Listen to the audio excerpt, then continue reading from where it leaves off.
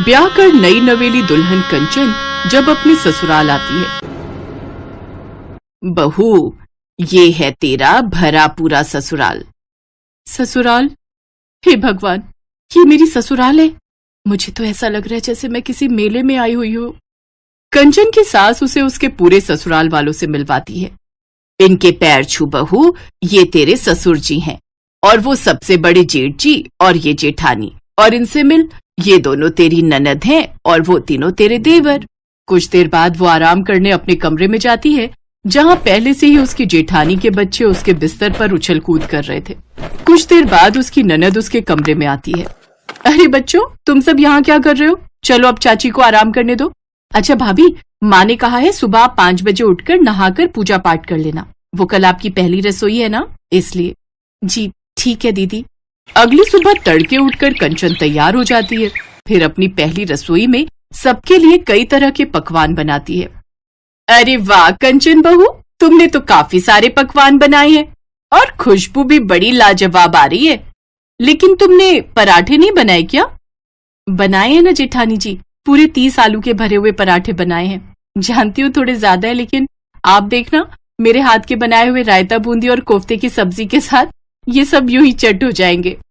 क्या कहा तुमने? 30 पराठे? अरे ये तो आधे से आधे परिवार के लिए भी नहीं होंगे। यहाँ तो नाश्ते में ही 100 पराठे रोज बनते हैं। 100 पराठे? और नहीं तो क्या, देख नहीं रही कितना बड़ा परिवार है, ऊपर से सबकी डाइट भी अच्छी है। हे भगवान, मैंने तो अपनी पहली रसोई का खाना बनाया था, लेकिन ये तो मुझसे अब पूरी बारात का खाना बनवा रहे हैं। क्या सोच रही है? देर मत कर, सब खाने पर आते ही होंगे। फिर ये तेरे 30 पराठे तो यूं ही चट हो जाएंगे कि पता भी नहीं चलेगा, और फिर तुझे आटा लगाने तक का भी टाइम नहीं मिलेगा। अब पहली रसोई में तो तुझे सब अकेले ही करना है। गर्मी के मौसम में कुछ ही देर में वो पसीने से तरबतर होने लगती है। उफ, ये पूरे कुनबे के लिए 100 पराठे का दुख पहले क्या कम था, जो ये गर्मी की मार भी मुझे झेलनी पड़ रही है। बाय गॉड, ससुराल में पहले दिन ही ऐसा लग रहा है जैसे जिंदगी झंड हो गई हो मेरी। माँ, आज तुम्हारी सचमुच बहुत याद आ रही है। वो अकेले में बड़बड़ाए जा रही थी। तभी उसकी छोटी ननद पुष्पा वहां आती है। क्या हुआ भाभी, 1 घंटे से आप रसोई में खड़ी हो, लेकिन अभी तक आपसे 100 पराठे भी नहीं बने। बाहर सारे पराठे खत्म हो गए हैं।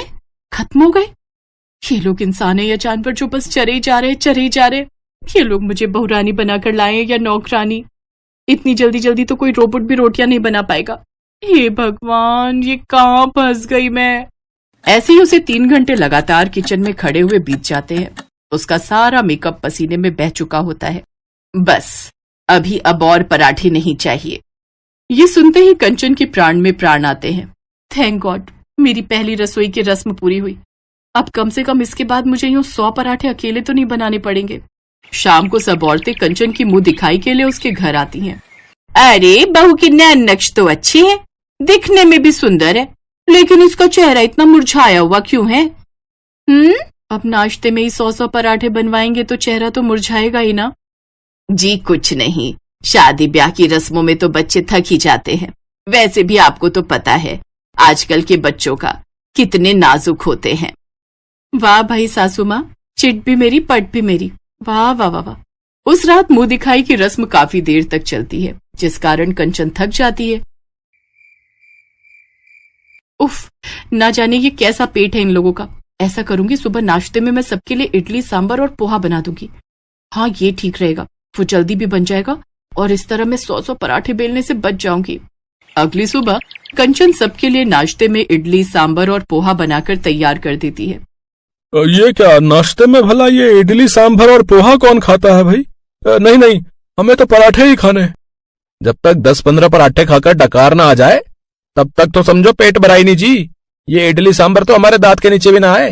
ठीक कहा, छोटी बहू जाओ, जाकर सबके लिए पराठे बनाकर ले आओ। जी माँ जी। गुस्से में कंचन रसोई में जाती है। इतने अच्छे दिल से मैंने इनके लिए नाश्ता बनाकर रखा था, लेकिन वो सारा खराब हो जाएगा। जब इन सबको पराठे ही खाने थे तो पहले ही बोल देते, कम से कम यूं गर्मी में खड़े रहकर पसीना तो नहीं बहाना पड़ता। कंचन फिर जल्दी से ढेर सारा आटा गूंथती है और पूरे 2 घंटे बाद 100 पराठे बनाकर तैयार कर लेती है और सबको सर्व करती है। लेकिन इस तरह वो काफी थक जाती है। इसी तरह वो दिन भर काम में लगी रहती। ऐसे ही रात का समय आता है। कंचन सबके लिए दाल चावल बनाकर तैयार कर देती है। अरे ये क्या बहू, तूने सिर्फ दाल चावल बनाए हैं? इसके साथ थोड़े बहुत पराठे भी बना लेती। इतने बड़े परिवार का भला दाल चावल से क्या ही होगा। हे राम, फिर पराठे? हाँ, यहाँ सबको पराठे खाने होते हैं। जी तो चाहता है पराठों में जहर डालकर खिला दूं इन सबको। फिर कंचन गुस्से में रसोई में जाकर सबके लिए पराठे बनाने लगती है। ऐसे ही 2 दिन बीत जाते हैं। तीसरे दिन वो फिर से सबके लिए गर्मी में खड़े रहकर पराठे बनाती है। फिर दिन में दाल चावल बनाती है, लेकिन तभी उसका सर दर्द शुरू हो जाता है और वो अपने कमरे में चली जाती है। कंचन, तुम्हारे शरीर पर ये लाल दाने कैसे हो गए? अब गर्मी में खड़े रहकर 100 पराठे बनाऊंगी तो ये तो होना ही था ना। जेठानी जी भी बस सब्जी बनाकर रसोई से बाहर आ जाती है। अकेले रसोई में खड़े रहकर तो मैं इतने लोगों के लिए पराठे बनाती हूँ ना। मेरी माँ ठीक ही कहती थी। उस वक्त मैं उनसे पराठे बनाना सीख जाती तो आज मेरी स्पीड अच्छी हो जाती। आपको पता है, पूरे 2 घंटे रसोई में खड़े रहकर मैं 100 पराठे बना पाती हूँ। अच्छा ठीक है, गुस्सा मत हो और अब तुम आराम करो। ऐसे कुछ दिन बीत जाते हैं। एक रोज बाहर बारिश का मौसम होता है। भाभी, कितना अच्छा मौसम हो रहा है ना, कुछ अच्छा सा बना दो ना। मैं अभी तुम सबके लिए गर्मा गर्म पकौड़े बनाकर लाती हूँ। ओ नहीं, पकौड़े नहीं भाभी, उससे तो पेट में गैस बनती है। ऐसा करिए, आप गर्मा गर्म पालक के पराठे बनाकर ले आओ और साथ में धनिया पुदीने की चटनी भी। हे भगवान, इस सुहाने मौसम में भी इन सबको पराठे ही सूझ रहे हैं। अगर इनका बस चले तो ये अपनी अंतिम यात्रा में भी पराठे लेकर चले। कंचन रसोई में जाकर पराठे बनाने लगती है, लेकिन अचानक वो बेहोश हो जाती है। कुछ देर बाद डॉक्टर को फोन करके घर पर बुलाया जाता है। देखिए, लगातार गर्मी में काम करने के कारण इनकी बॉडी का पानी सूख गया है, लेकिन आगे से ध्यान रखिए ये गर्मी में चूल्हे के पास कम जाए। और हाँ, आप सबने जो अपने टेस्ट करवाए थे उनकी रिपोर्ट भी आ गई है। आप सबका फैटी लिवर हो गया है, इसलिए अब से आप पराठे जितना कम खाएं उतना आप लोगों के लिए अच्छा होगा। नहीं तो बच्चों से लेकर बूढ़ों तक सबको अस्पताल भर्ती करना पड़ेगा। डॉक्टर की ये बात सुनते ही उन सबको अपनी गलती का एहसास हो जाता है और अब वो सब लिमिट से ही खाना खाते हैं और पराठे खाना भी बेहद कम कर देते हैं, जिससे अब कंचन को भी अपने बड़े ससुराल में कोई प्रॉब्लम नहीं रही।